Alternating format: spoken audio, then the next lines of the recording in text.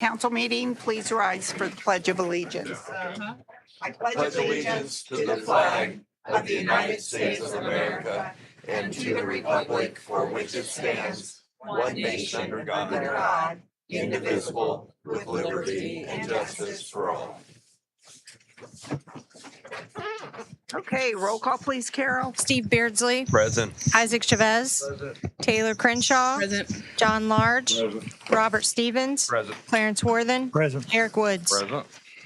Okay, next on the agenda, we have the minutes. We have a December 8th, 2025 regular meeting, January 7th, 2026 special meeting as amended. So did you change something on it? Yes, Councilman Stevens likes to proofread my work on the minutes, so he often finds mistakes. We did find a mistake under about the fourth paragraph down that starts with Mayor Sheets. Near the end of the paragraph, the word should be followed. Attorney stated that all legal procedures have been followed. So with that change, I would submit the minutes for approval. Was everybody here at Yes. both of those? I didn't know whether you wanted to do them separately or together. I'm not even sure I can find the January 2nd. Whichever way you prefer, it's up to the council.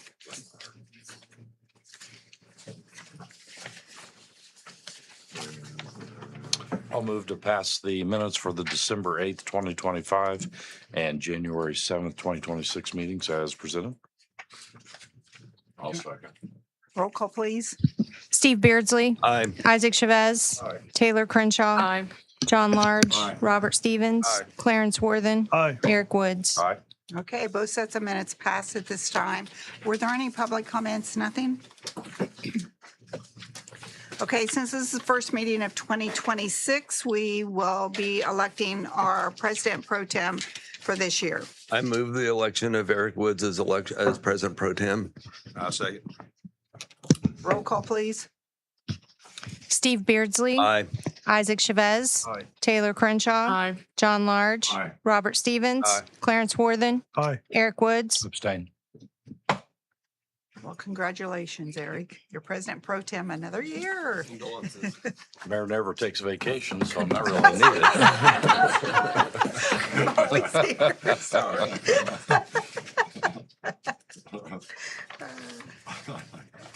Okay, next on the agenda, we have ordinance number 26-02.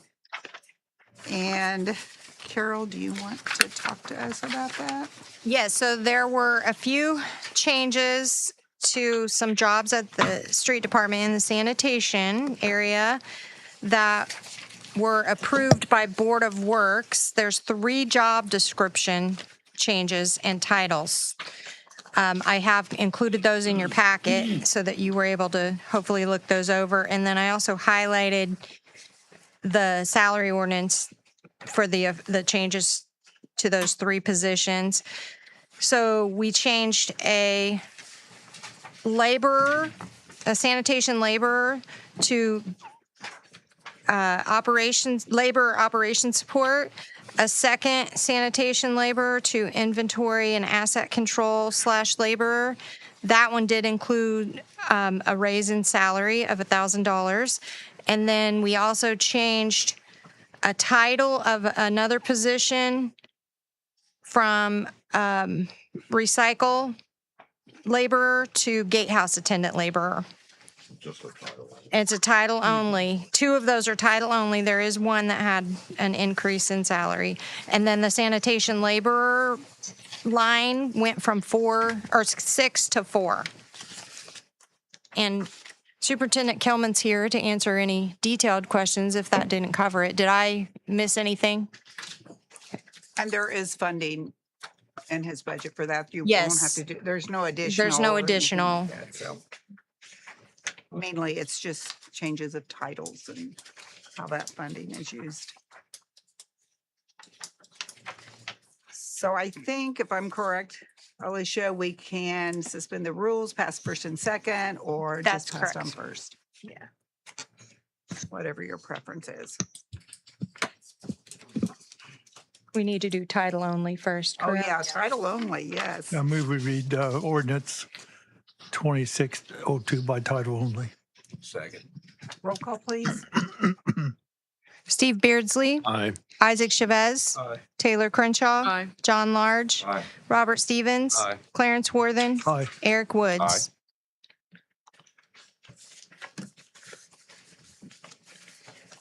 City of Frankfort Common Council Ordinance Number 26-02, an ordinance amending and restating Ordinance Number 25-21, employees of the Civil City of Frankfort, Indiana.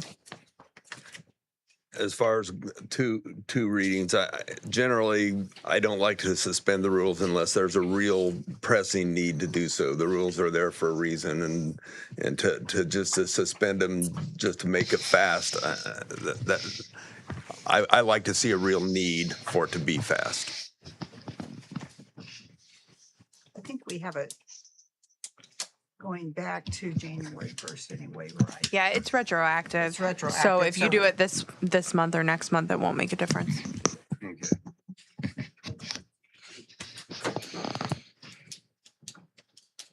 Would anyone like to make a motion? I make a motion, we pass ordinance 2602 on first reading. Second. Roll call, please. Steve Beardsley. Aye. Isaac Chavez. Taylor Crenshaw. Aye. John Large. Robert Stevens. Clarence Worthen. Aye. Eric Woods. Okay, ordinance number 26-02 passes on first reading. Next, we have ordinance 26-03, and I'm not sure, was that in their packet, Carol, or? Yes, it was a late arrival, but it is in your packet. That's resolution, isn't it? There's a resolution, but there's also an ordinance. This is ordinance. There is a resolution as well, but it's not on your agenda. It's not on the agenda, but it is in your packet, 2603. Past ordinance 2602, it's got the same number. No, it's 2603, ordinance. The resolution is 2602. The other ordinance is 2603. I don't see it in my packet. And it is in their packet. It was in part 2 of the packet that Yes. Carol sent out. Part 2. Yeah, she sent out 2 The parts. trash collection? Yeah, no, It's not that's a the trash draft. collection. It's this is an ordinance that's amending the abatement of nuisances for the fees. So Chief Shoemaker asked me to put something together for this. They had some fees that they wanted to establish for that, and this is when we have like trash collection and debris. These are the cleanup fees for that. I don't have that. It's at the very It's back at the very of back of your packet, and it's got a chart like this. I don't have it. Okay, I can give you mine. Hold on a sec. I have an extra copy. It's with the interlocal agreement and then the one that after there's no that. number been assigned yet. It's after that. Yeah. Yeah, there were 3 documents added after the original packet, so it should have been at the very back. Here's my copy. But what this does essentially is this establishes the cleanup fees for when a City of Frankfort employee abates a nuisance. So we have an ordinance in place that says that if someone has a nuisance, that they get a certain amount of time, I believe it's 10 days, to abate that nuisance, or else the city can go in and abate it for them. And when we do that, we have fees associated with that we charge to them, and we file a lien against There their it is. property if they don't pay it. Way in the back. And so this ordinance essentially just establishes that fee schedule because it wasn't previously in our ordinance. We had the nuisance abatement, but we didn't have the fee schedule. So this puts that fee schedule in ordinance format to make it more accessible for the public to access. And then there's a chart on the second page that has the fee schedule based on what Chief Shoemaker recommended. Now, are these fees going to be high enough to pay for the expenses? Chief, are these fees high enough to pay for expenses? Yeah, those fees are more than enough. They're the labor rates that we're currently using and the cost of the plant. So everything's covered, okay. Yeah, that's what I was thinking. We were using like their salary and however many laborers that we had at that time helping, that's what we came up with, so. Same with use of a truck, so. With what I do for a living, I'd say these prices are more than fair. Mayor, I'll move to read ordinance 2603 by title only. I'll second. Roll call, please. Steve Beardsley. Aye. Isaac Chavez. Aye. Taylor Crenshaw. John Large. Aye. Robert Stevens. Aye. Clarence Worthen. Aye. Eric Woods. Common Council, City of Frankfort, Indiana, ordinance number 26-03, an ordinance amending ordinance establishing fees for abatement of nuisances by the City of Frankfort, Indiana. Now, can it be the same way, or would this have to be public hearing or? No, this can be done on first and second reading if you'd like, or it can be done on first reading only. I'll move to pass ordinance 2603 on first reading. I'll second. Roll call, please. Steve Beardsley. Aye. Isaac Chavez. Aye. Taylor Crenshaw. John Large. Robert Stevens. Aye. Clarence Worthen. Aye. Eric Woods. Aye. Okay, ordinance number 26-03 passes on first reading. Next on the agenda, we have resolution number 26-02.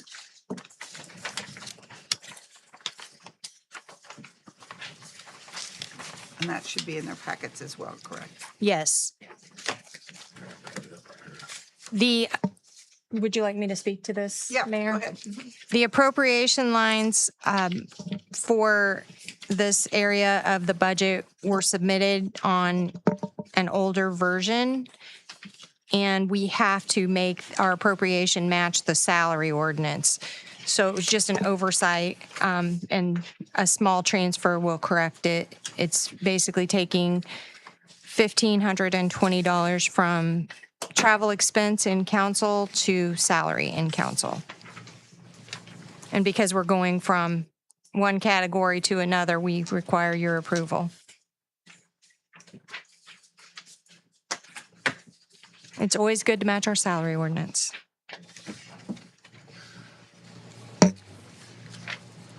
Okay, I'll move we pass resolution 2602.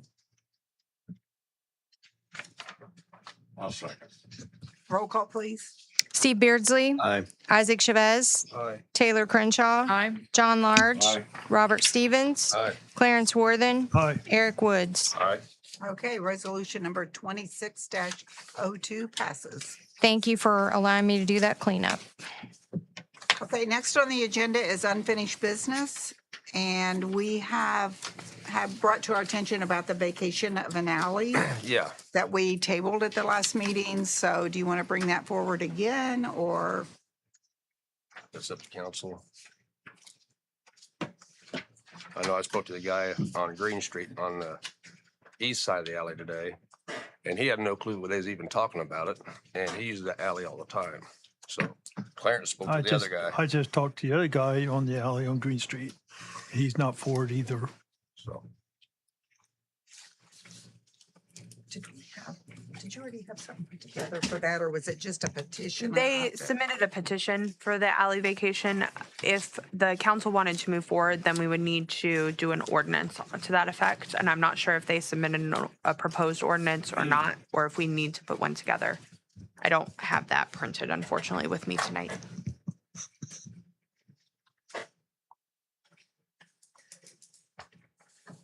What's the desire of the council at this time? I prefer to leave it open.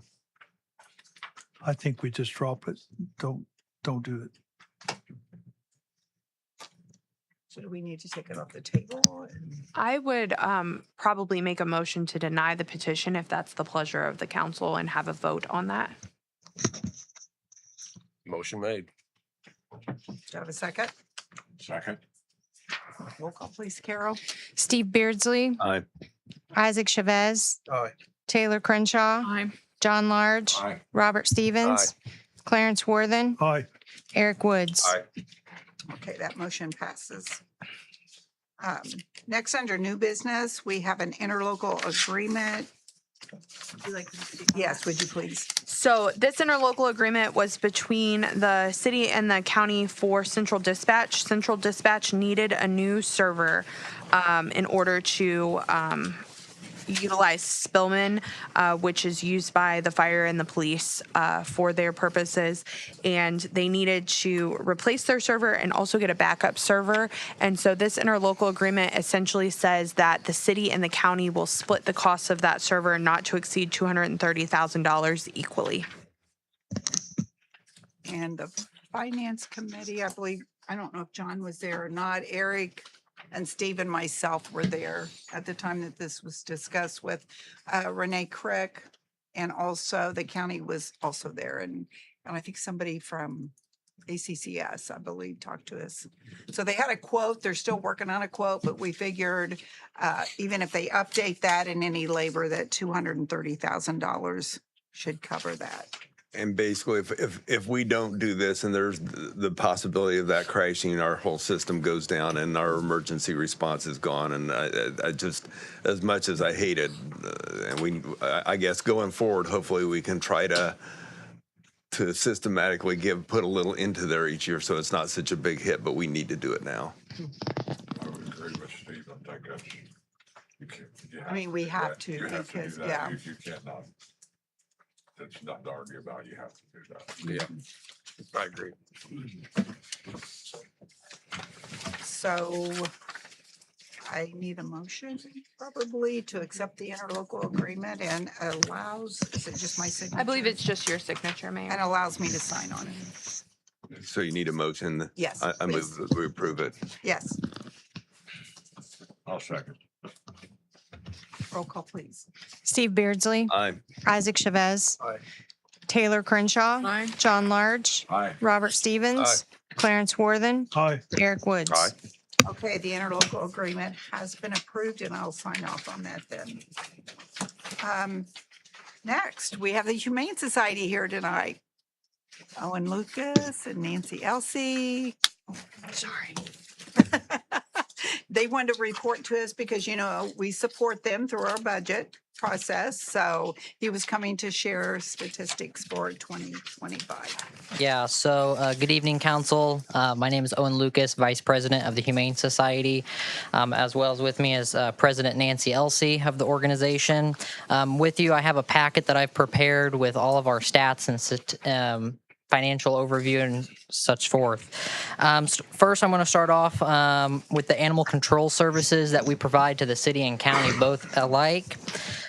Just want to briefly go over what our animal control officers respond to on a daily basis. Those include stray animals, cruelty and neglect investigations, welfare checks, bite cases, and public safety concerns. Just to highlight some numbers here, in 2025, our calls for service were 377. That's down from 2024 of 506 calls for service. Cruelty and neglect investigations, 2025 we had 13, and then 2024 we had 11. Bite and quarantine cases, we had 53 in 2025, and in 2024 we had 23. So we are up in bites this past year. Just to go over our animal control program, it has undergone some significant improvements over the past year, with all of our officers receiving expanded professional training in addition to new policies and procedures that have been implemented to ensure more streamlined and consistent responses to different situations out in the field. Just to highlight, I want to thank Chief Scott Shoemaker and his officers for continuing to work with us and to be there for us when a time of need arises. At this time, I'm going to ask President Nancy Elsie to discuss our shelter stats.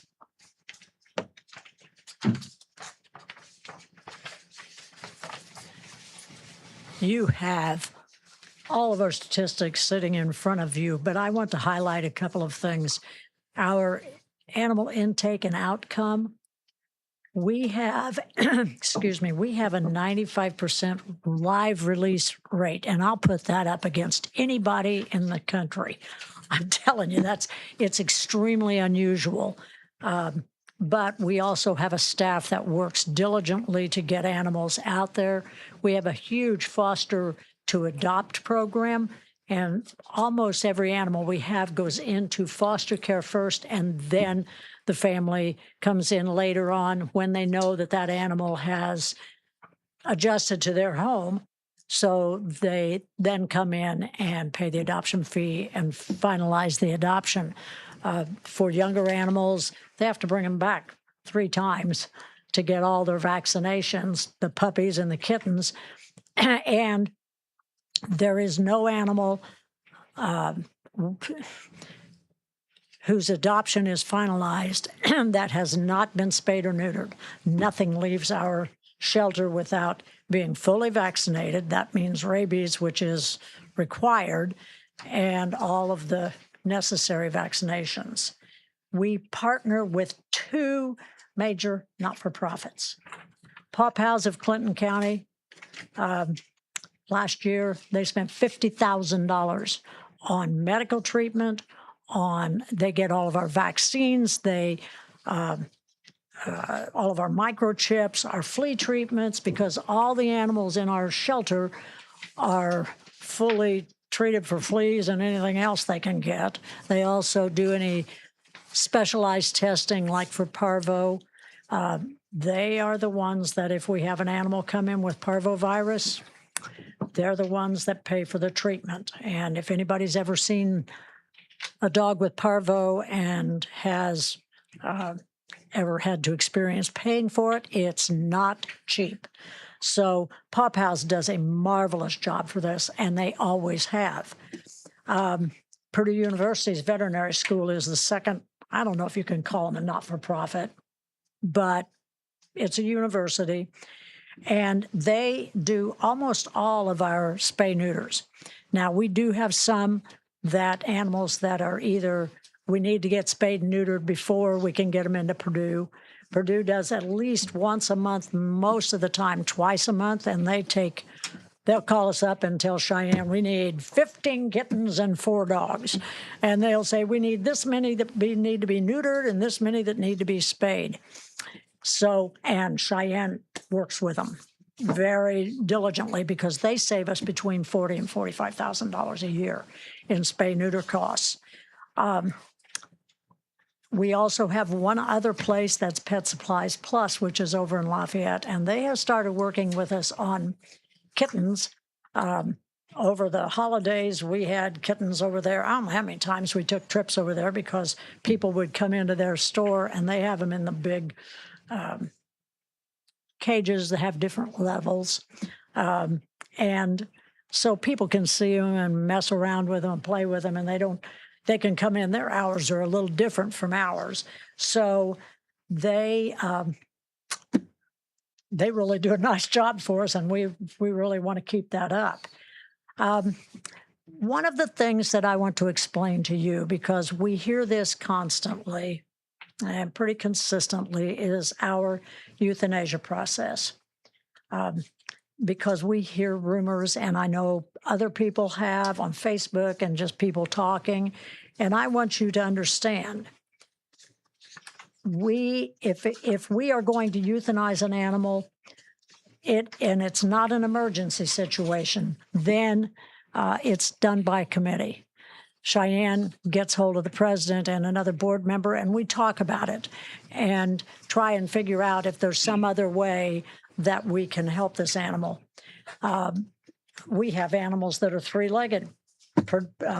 Paw Pals is paid to have a dog or cat's leg amputated, and there are people out there that just love those tries. So, but when a dog or a cat is hit by a car, last year we had 14 dogs that had to be euthanized after being hit by a car. We had 24 cats that had to be euthanized because they've been hit by a car. And the euthanasia is done only in a clinic, only at a vet clinic, or at a veterinary hospital. We go to MedVet, we go to Purdue, we go to several of our vets around the area, but we don't do that unless a vet says there's no real hope for this, no viability for this animal. The other thing that we have is we never, at least as long as I've been on the board, which has been a long time, we do not euthanize for space. We're very fortunate that we have a lot of kennels, and so we do not euthanize for space. We have rescues that pull animals. We have individual fosters who pull. We have board members who pull. We're very fortunate to have a lot of that. But when euthanizing is the only option, there's only 3 categories that qualify for that. Either the animal is too sick or too injured to survive. They're too young to survive. A lot of people bring babies in that are not, they don't have their eyes open because they find them someplace and they think they've been abandoned, and they forget that mama's probably out hunting for food. But they bring these kittens in, and by the time they bring them in, it's very, very difficult to raise bottle babies. We have some people that are very specialized in it, and they do a very good job, but it still is a very difficult time. So that kind of figures into our euthanizing. We also will euthanize a dog and sometimes a cat that is too aggressive and too dangerous for the staff to handle. That happens, and generally it's done only after a certain time period. Sometimes we'll keep a dog 3 to 4 weeks, and if there's no change being made, or we're having to really, really be very, very careful about handling that dog, the staff members will talk to Cheyenne, and again, Cheyenne will meet with a committee to decide what to do about that animal. So we're also very fortunate that now we have 4 people doing animal control, and they are all veterinary technicians. So when they go out on a call and they see an animal that's hurt, then they make a judgment at that time. It looks like this, we can take this to the shelter and wait until the morning, or they need emergency treatment. So we're very, very fortunate about that. And I don't know of too many other places, except for the big places, that have that. If you look in your packet, you will see a financial statement from, well, it used to be Beardsley's. And anyway, they have have done and approved our financial statement for December 31st, 2025, and there's also a comparison with bills from 2024. They're pretty self-explanatory, but if you have any questions, you can ask one of the executive board members, or you can ask Steve Beardsley, because he used to prepare. No, 5 years it's been. Anyway, that's kind of a quick rundown on all of what we do. I'm going to turn this back over to Owen because he will explain animal control and all of the remodeling that we have done within the agency.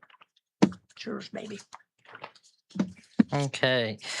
She hit a lot of high points on there and a lot of good points, and just want to thank her for that.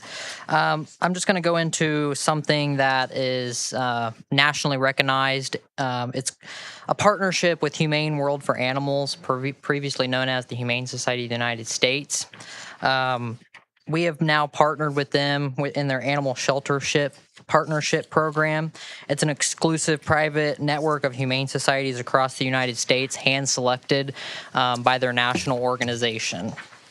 Again, this was a private invite by their national director for Humane World for Animals. They've noticed our continued efforts in the animal welfare field and work that we're doing at our facility.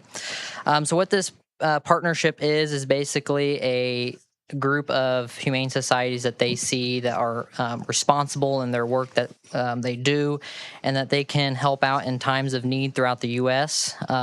More specifically, in December, we got a call from South Carolina for 47 dogs that were removed from a dog fighting case. We, at the time, were very low on animals, and so we were able to help and take in 2 adult dogs and 3 puppies into our care, which now have been adopted out to the community. I just want to reiterate, this is at no cost to the taxpayers of Frankfort or the county or our organization. Humane World for Animal reimburse us for all expenses related to the animal. They also will pay us a stipend to take the animals. So it's, again, no taxpayers are paying for this. This is just a nationally recognized organization that gets our name out there, puts us on the map for the U.S., and it's just a good partnership program that we can continue to help in our mission of animal welfare. If you go to our facilities and operational improvements, I just want to say that 2025 was a big year for us in continuing to improve our facility. One of our biggest accomplishments was completing all 3 of our adoptable dog rooms and our isolation room. Most notably, our big dog room, now housing 28 dogs that now previously held 26 dogs, received a major installation of $80,000 worth of stainless steel kennels that were previously chain link kennels that were quickly deteriorating and falling apart. That was made possible by the Community Foundation. Our puppy room, housing 6 dogs, also underwent a renovation with new block wall kennels. It's more quiet, it's calm, it's secluded, it's can handle some dogs that are just needing some quiet space. The fronts of those kennels were donated by MedVet of Indianapolis. Additionally, we've installed some more security cameras throughout our facility to ensure that we're keeping an eye on things, but also for the safety and security of our staff and our guests that enter our facility. Our dog room ceilings were painted, as well as some new vent covers to increase the quality of air throughout the building. Our outside of our building really needed some new gutters. We were having some very heavy rain come down that were starting to create some problems for us. So the board approved 6-inch gutters on the front and the back, and also added icebreakers to our roof, increasing the less flow of some stuff coming off that roof. And so it's a huge need that needed to be done. New doors were installed out throughout the facility. The doors that were there were original to the facility, so we've added some new doors. A new roof was installed over our outside dog run that was destroyed through a storm, so that's providing some extra care for our animals when they're outside in the morning. Just looking ahead, I just want to say we're trying to expand our community outreach and programming throughout the community, whether that be spay and neuter campaigns or just educating the citizens of Frankfort and our county. Our adoptions and fostering program right now is, like Nancy said, is just through the roof. Our numbers are quickly moving. We're not holding on to dogs too long. And then we're still looking to improve our facility. We have some projects in mind that we're looking to do and looking to fundraise for, so keep an eye out for that. If you go to the very back of your packet, the last page, I've attached a more detailed breakdown. Something that you guys mainly pay for is animal control services. That breakdown is listed by each category of how many calls we received and what calls we responded to. So you guys can look at that when you have a chance. Our director, Cheyenne Taylor, unfortunately could not make it tonight due to a prior commitment. So she has attached into this report her executive director's report with all of the stats and intakes, and also some other notes throughout that packet. So with that being said, that's all I have. You guys have any questions? I will say, when I was out there for the open house, it looks amazing out there. You've done a fantastic job. And I know you received a grant of some sort. This is our grant writer. That's the grant writer. Yeah, And from thank Community you. Foundation. And you provide a great service for our city. And I want you to know how much we appreciate you, that we need you. Thank you. Yes, We thank you. just want to say, we're fundraising, and we have a spaghetti dinner coming up on February 28th. I'd like to see all of you there. We've got we get a lot of sponsors that either donate money or stuff. So if you would, please come out. It's $12 for an adult, $8 for a kid under 11. and then 5 and under are free. So any board member you can get a ticket from, you can get them at the shelter, or just come to the door. We'll let you in. With the money. Okay. Does anybody have any questions or any comments for him? Okay. Thank you so much Thank for you. all that you do for our community. Thank you. Okay, next up, Brian Kilman. You have some information in your packets on the trash fees and some situations that we have going on at the street department. Do you want to come up, Brian, and talk to us about that? There's one set of information that we just gave to you.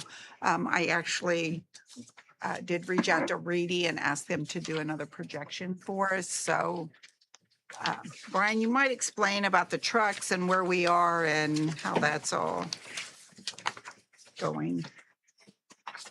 Well, the biggest issue we have is our used side load is a 2009 and it's met its end of service. We just had an issue come up with it. We band-aided it. The next step would be completely replacing the entire engine, and it would not be worth that whatsoever.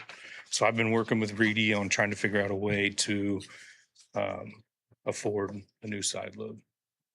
And that would be the information you have in front of you. We have several different scenarios. Of course, if we don't raise the user fees, and if you raise it $2, if you raise it $1 per year's, all that projects out for you. And then the one that we passed out tonight, if you look also at that email, it'll tell you that if we would make no increase at all. And it doesn't look like we could sustain a new vehicle. Can't do that. We just don't have it. And as you all know, the sanitation department is self-funded. We don't get any funding from tax levy or anything like that. All that is from the user fees, so. Are we gonna be?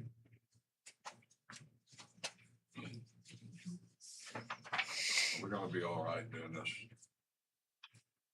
$2 every other year. So 2030, is that what we're doing here? I have a bunch of stuff. One of them, yeah, there's different scenarios that he put there.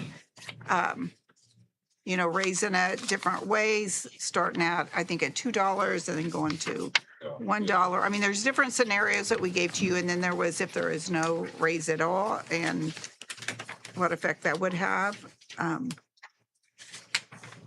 As you know, this year in the budget, we had to put raise the user fees or the dump fees.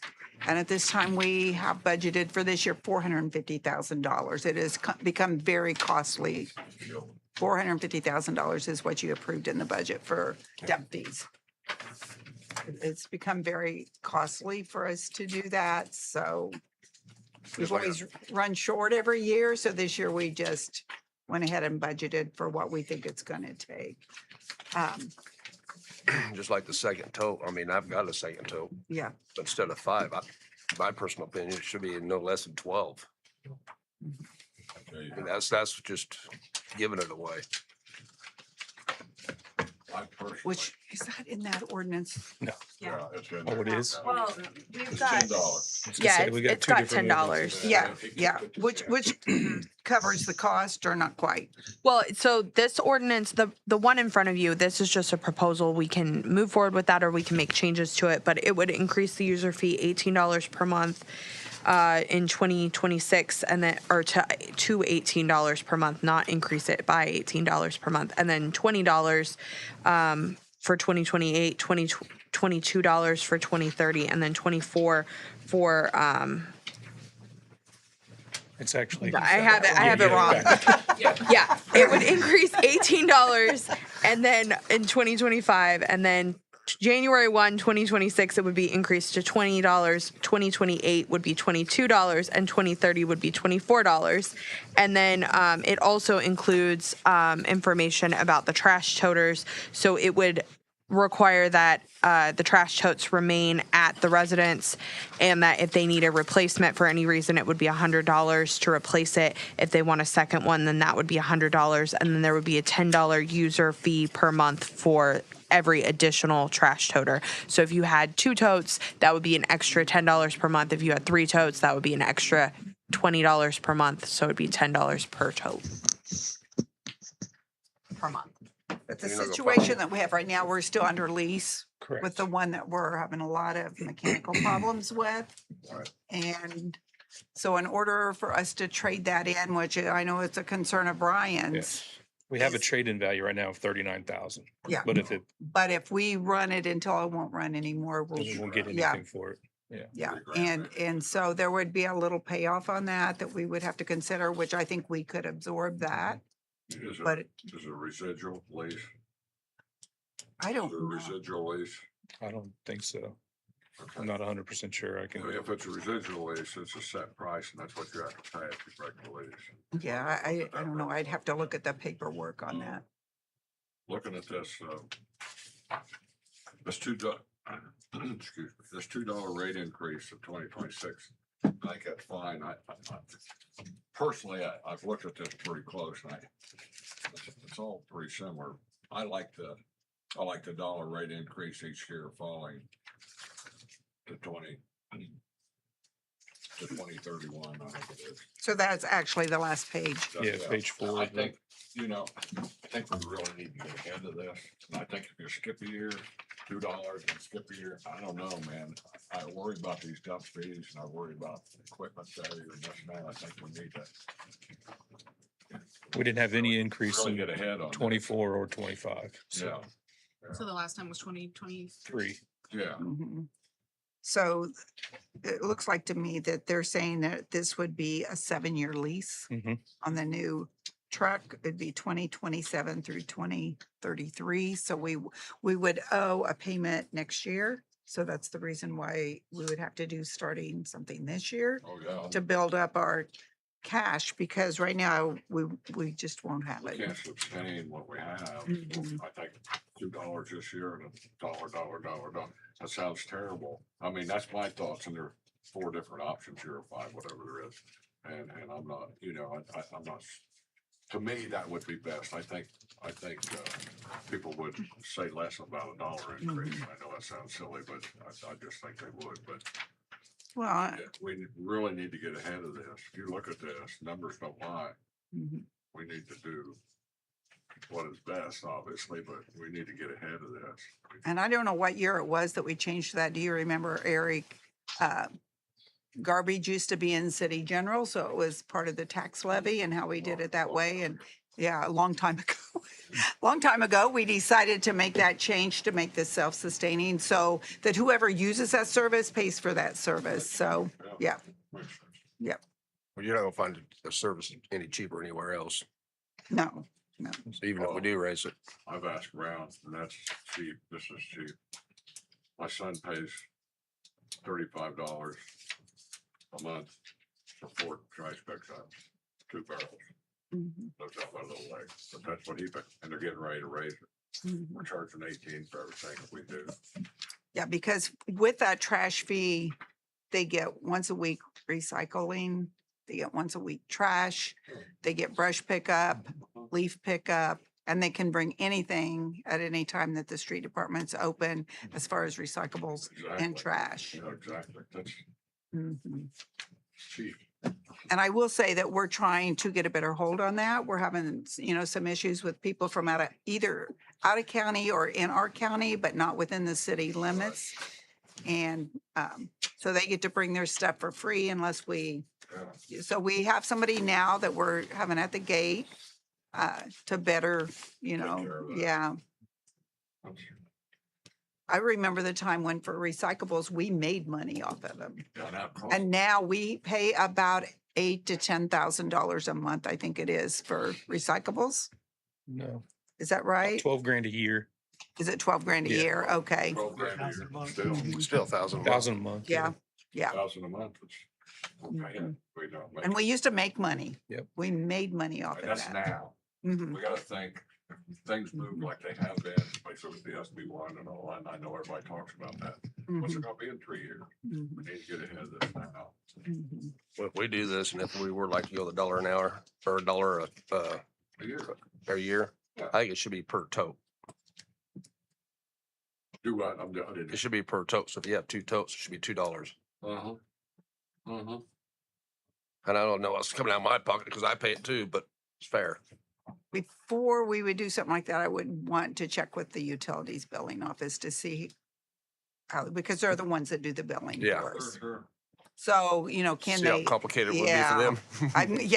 Yeah, I think it could get really complicated because if you start saying, oh, well, they have 2 and they have 3 and I think that would get very difficult on the billing side of it, but Well, and they do have some limited restrictions on what they can even print on the bill. I know we had to look carefully at that when we did this last increase. And with the second tote, they only have so many fields in their software where they can place things on the bill.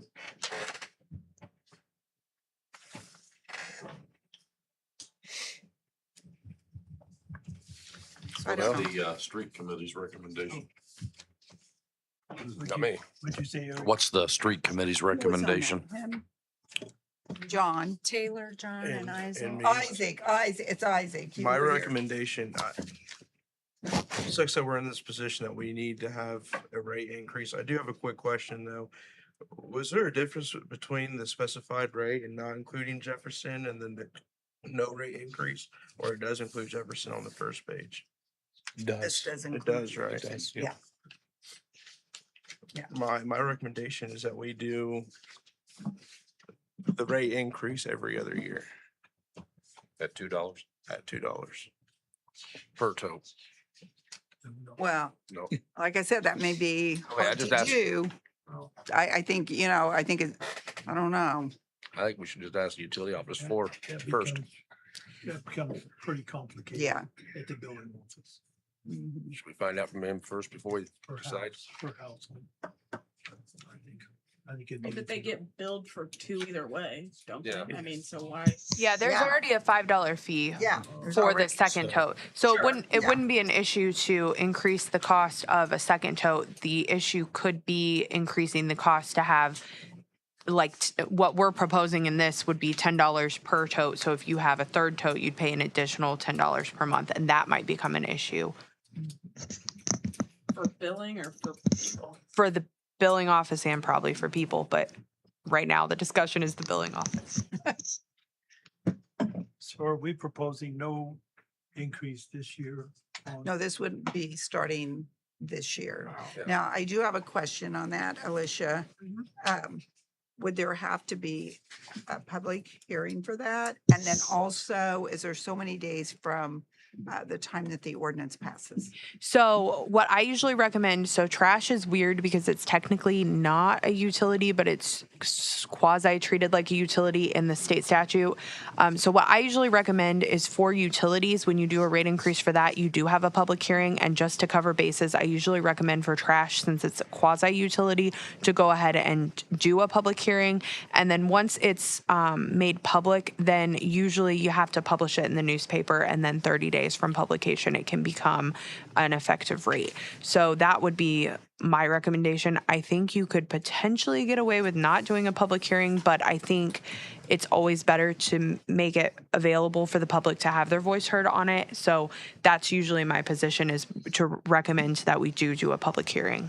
So if we don't decide on this now or in the near future, is that retroactive billing then? No. 'Cause it's No, it would only be, I think the ordinance that we presented to you had January 1st because we had worked on that before. We'd have to change that. Okay. But it would be basically, when we get it figured out. when we get it figured out, and it'd be 30 days after that ordinance was published in the newspaper.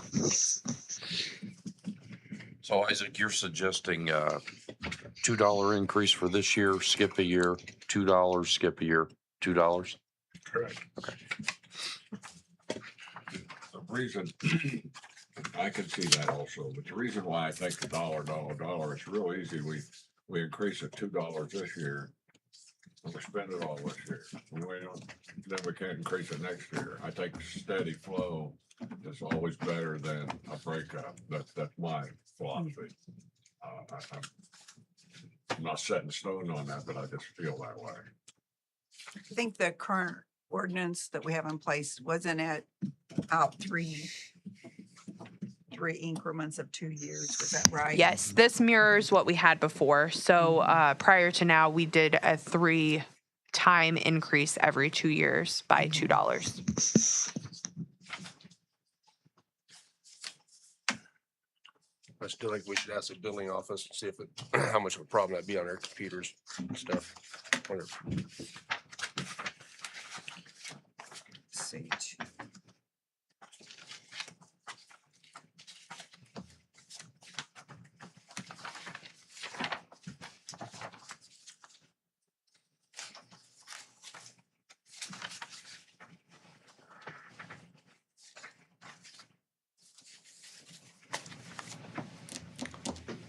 what's the desire of the council?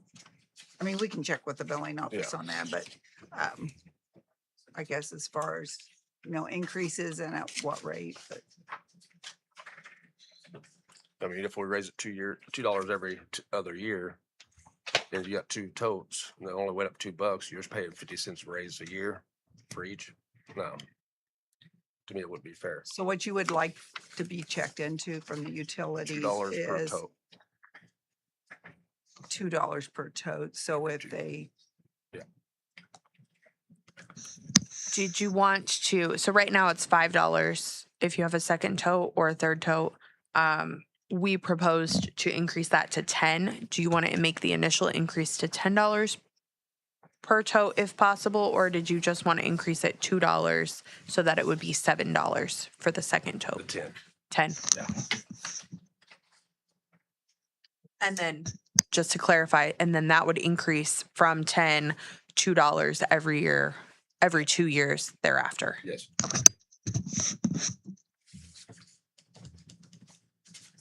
I mean, I can't take my trash to Wampers for less than that. And that's using my own truck. There is also language in the proposed ordinance about the cost of the trash toters. So right now, if someone requests a second toter or a replacement toter, they get that for free. The toters cost about $100 to the city each time we purchase one. So the recommendation from Brian and I, what we came up with was to increase it to $100 for a second trash toter. And then if they return the trash toter, like if they move or something like that, and it's got reasonable wear and tear, but it's still in good condition, they could potentially get that back from the city if they moved. It would also allow a hardship possibility for people who wouldn't be able to afford the $100 fee, that they could have a hardship waiver. Does the council have any opinion on that part? I think it's fair. I think that's fair. Yeah, I do too. what are we charging now for the toters? Nothing. Absolutely nothing. Nothing that Only They costs get the their second one. monthly fee, but they don't make it, they don't pay an initial purchase price. So, for example, if someone backed over their toter and destroyed it, right now we would replace that for free. Even though it's their fault.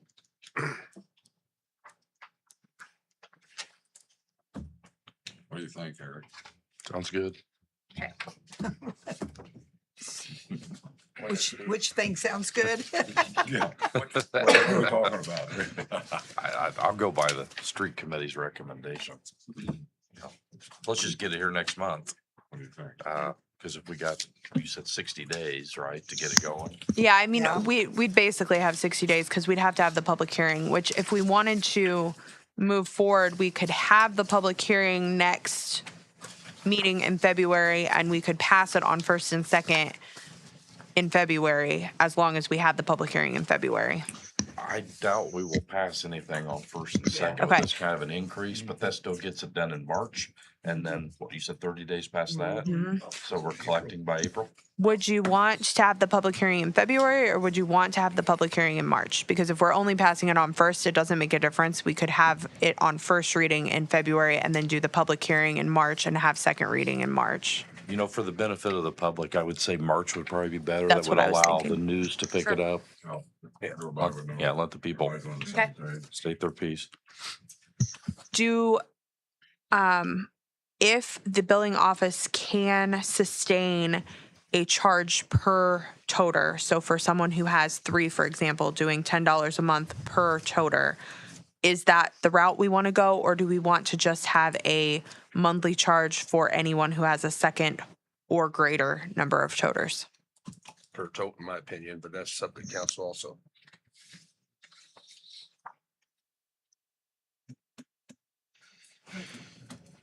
I like the idea of just having a fee for the second tote, not necessarily the first one.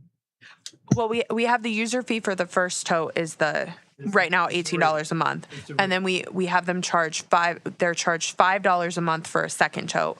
What we're suggesting is that it would go up to $20 a month for the first tote. It would be $10 a month for the second tote. If they had a third tote, they would pay an additional $10 a month. So it would be the $20 for the first tote, $10 for the second tote, and $10 for the third tote, if we're able to do that. And are we saying 3 totes max? Technically, right now, 2 totes is max. Okay, I just mean, I found don't that know out. how many totes can sit out in front of someone's house before we have a clutter problem. Yeah, I have no idea. And on top of that, is there any desire to go to a recyclable tote? Or are we just gonna keep doing the way we're doing it now for the foreseeable future? So you're saying add a fee and then have a recycled tote. Well, I agree with Councilman Stevens on the $10 per tote. But when we originally started this, there was talk with Jason about having a different color tote for recycling. Is there any desire to still look towards that, or are we not going to do that? I would personally love to go to that, but make the homeowner that wants to recycle purchase that tote. Yeah. I agree. I will say on recycle day that it does get a little messy. It's windy, it's terrible. Or if it's raining, better stay or Yeah. it's snowing. Yeah. Yeah, it's bad. So Brian, Bad you for don't, everybody. you don't use your lift truck for recycling? No, we still run 3 trucks and 9 guys rear load. The back Mhm. load. So if we had totes for recycle, they still have to pick it up and dump it. Nope, we could run side loads on that. I thought about it. We could split Jackson East and Jackson West, run 2 trucks, 2 guys, and they could get it done in one day. Is that something we want to include in this ordinance, or is that something we want to consider and then do a different ordinance at a different time? Because I can add that if you tell me what you want. Let's do a different ordinance. It combines 2 different issues. Got it. Okay. Yeah. Okay. I will make updates to that then, and then I will have that back to the council for February. We will have the public hearing then in March. And then, who, do you want me to contact the billing office and see about or who's gonna do that? Do you have somebody? I'm the liaison. Oh, you are? Okay. I'm glad you're here. I think I'd be $2 if that's, if you wanna send me the exact. Yeah, I can get with Krista then. Okay. You too. Yep. Yeah. Yep. Okay. Thank you. Yeah. Aren't you glad you came this evening? Thank you. Okay. Got it. Yeah. Okay. And then once we figure out how this all goes, and we'll make a decision, because right now I don't think you're running that truck, right? No. Okay. Yeah. They say it's worth 40 if it's running now. I'd just say park it, in my personal opinion. That's what I. Don't do it till we, No, cause when you go to trade it in, then drive it. you can eat $40,000 or 38 or 39 real quick if that motor's smoked, cause it's scrap there. Yeah. Tell me again, I forget what you said, the repair bills were on that. Last year was 28. $20,000 we've spent in repairs. I know they said those bearings on it were a huge problem. And that's the reason, another reason I think the second tote should be higher is, I know you're there, that's the reason it's cheaper, but you're doing twice the wear and tear on the bearings. Exactly. So, I mean, something's got to cover that price. Yeah. I already know people are gonna be ticked, but I'll be paying it myself, so. So are we thinking, excuse me, Mayor, so are we thinking $2, I know that, $2 this year, 26. And then skip a year, and then $2, and then skip a year, that's what you intend to do, that's your. Is that right? Is that what we're thinking? That's what, yeah, that's what the committee, what Isaac recommended on behalf of the committee. Is that fair to say? Plus the changes in the extra totes. The extra totes. Yeah. Yeah. Okay, so okay, that's fine.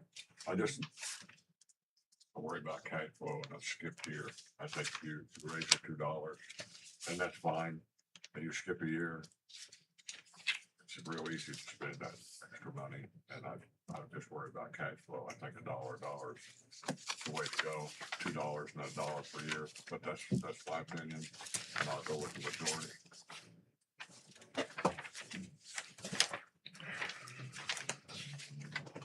It looks like it's sustainable doing, every 2 Oh, years. it would be. Yeah. It is. It is. Now, is that gonna cover also the lease of another one?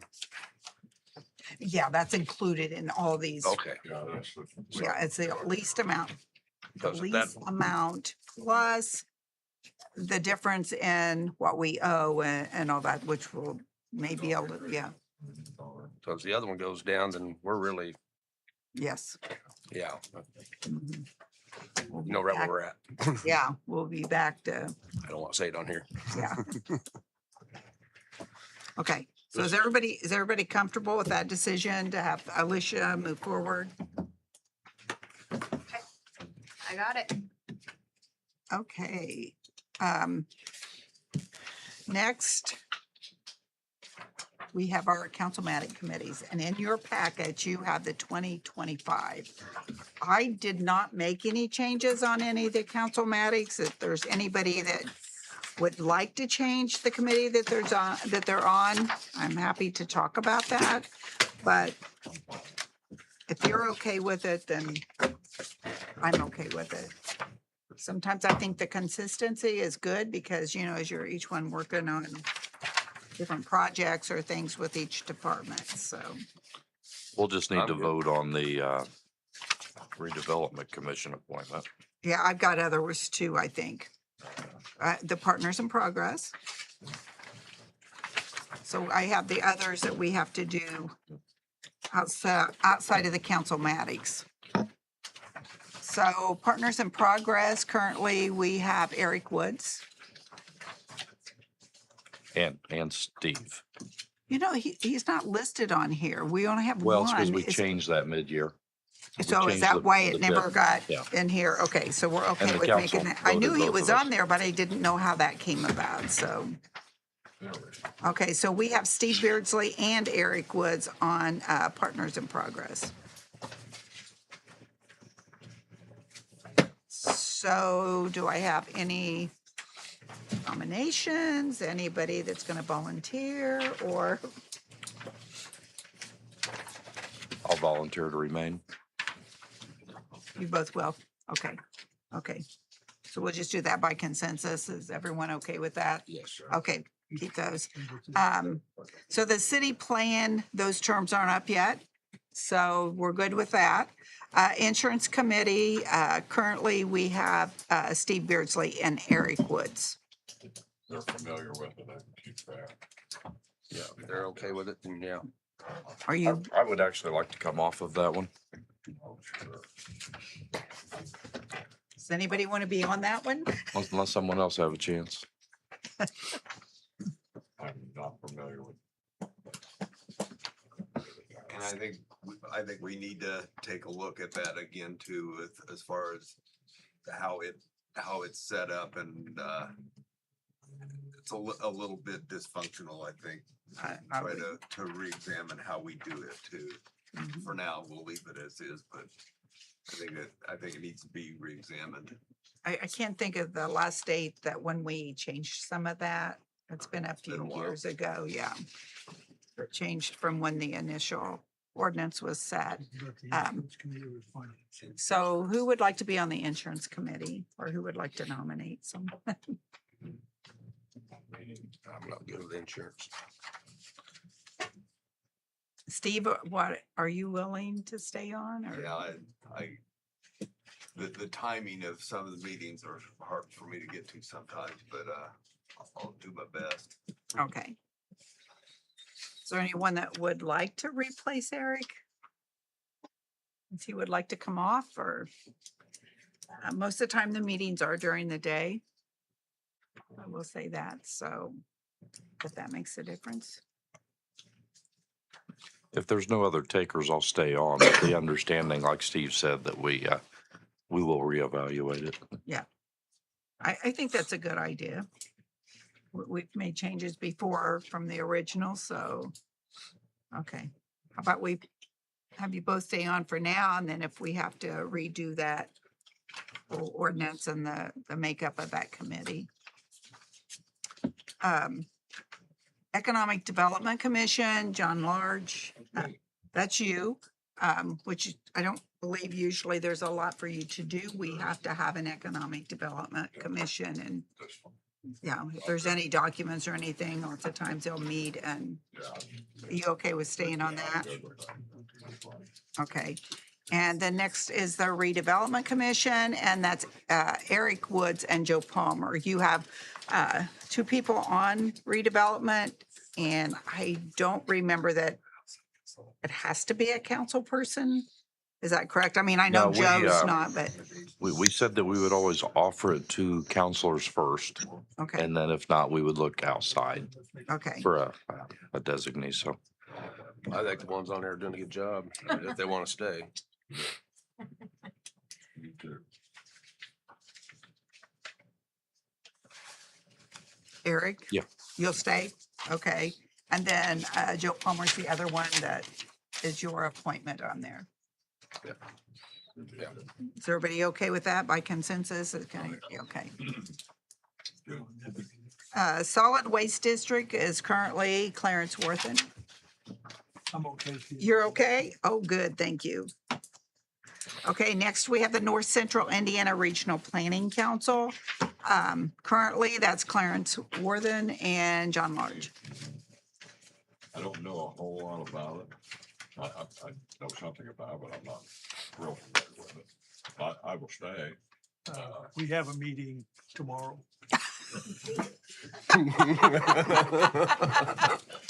It's in your email. I love it. At 1:30. I'm glad you wanted to stay, John. Are you meeting, is it Kokomo Yeah, it's gonna be at IUK.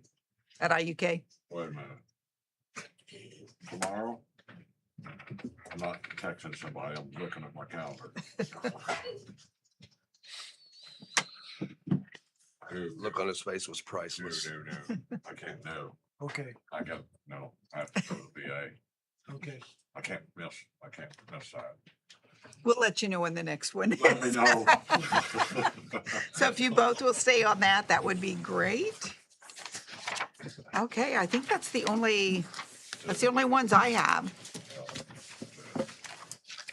And is everybody okay with the council committees that you're on? Yes. Okay.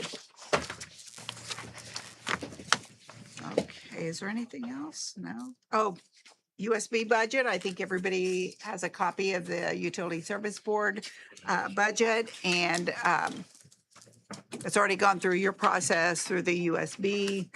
The only thing is they have to just bring it before the council. If you have any questions, you have any comments on that or concerns, I'm sure that Krista would be happy to talk with you, or Todd Corey, or Josh Hewitz is the chairperson, so.